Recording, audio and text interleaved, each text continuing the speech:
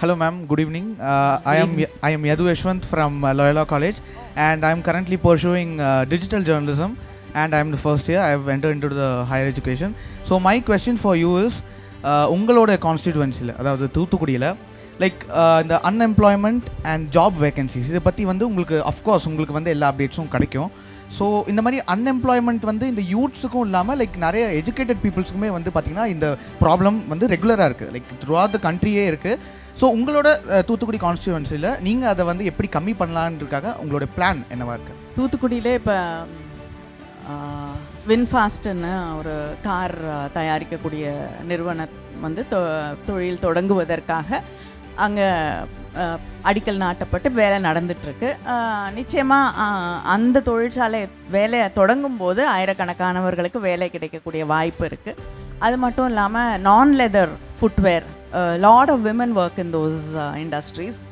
கிட்டத்தட்ட ஒரு 10,000 பேருக்கு வேலை கொடுக்கக்கூடிய வாய்ப்பு இருக்கக்கூடிய ஒரு இண்டஸ்ட்ரி அது வருவதற்கான வாய்ப்புகள் இருக்குது. அது மட்டும் இல்லாமல் இப்போ குலசேகரப்பட்டினத்தில் ராக்கெட் லான்ச்சிங் பேட், ஸோ அது வரும்பொழுது ஆல்ரெடி தமிழ்நாடு கவர்மெண்ட் அதை சுற்றி வந்து லேண்ட் ப்ரொக்யூர் பண்ணியிருக்காங்க.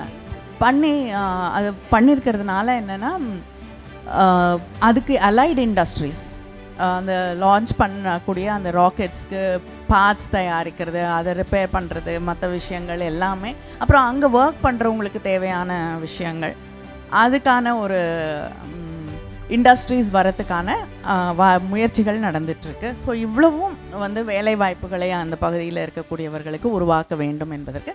அதை தாண்டி எம்எஸ்எம்இஸ் நிறைய வந்து தூத்துக்குடியில் எம்எஸ்எம்இஸ் நிறைய இருக்குது. ஸோ அவங்களுக்கு சப்போர்ட் பண்ணுறதுக்கு, அவங்களுக்கு ஹெல்ப் பண்ணுறதுக்கு, to reach out to them we are making efforts.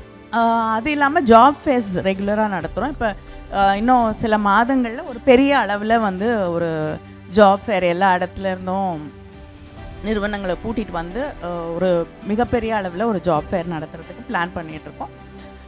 அதே போல் இதை தப்பாக வேறு யாரும் புரிஞ்சிக்கூடாது. ஏன்னா திருச்செந்தூரில் இன்றைக்கி HCL அப்புறம் தமிழக அரசு கோயில் HRNC இதெல்லாம் இணைந்து கிட்டத்தட்ட ஒரு 300 கோடிக்கு வந்து செலவு செய்து அந்த கோயிலில் வந்து புதிய பணிகள் நடைபெற்று கொண்டு இருக்குது. ஏன்னா லட்சக்கணக்கானவர்கள் அங்கே வராங்க, ஆனால் வசதிகள் அதிகமாக இல்லை. ஸோ அதை சரி பண்ணால் நிச்சயமாக அதுவும் வந்து நிறைய அங்கே சுற்றி இருக்கக்கூடியவர்களுக்கு வேலை வாய்ப்புகள், ஏன்னா ஹாஸ்பிட்டாலிட்டி இண்டஸ்ட்ரி அப்படிங்கிறது வந்து அங்கே மிகப்பெரிய அளவில் வளர்கிறதுக்கான வாய்ப்புகள் இருக்குது. ஸோ அதுக்காகவும் இது பயன்படும். அதனால் வேலை வாய்ப்புகள் இந்த அத்தனை என்னென்ன விதங்களில் அட்ரஸ் பண்ண முடியுமோ அட்ரஸ் பண்ணுறதுக்கு முயற்சி செஞ்சுட்டு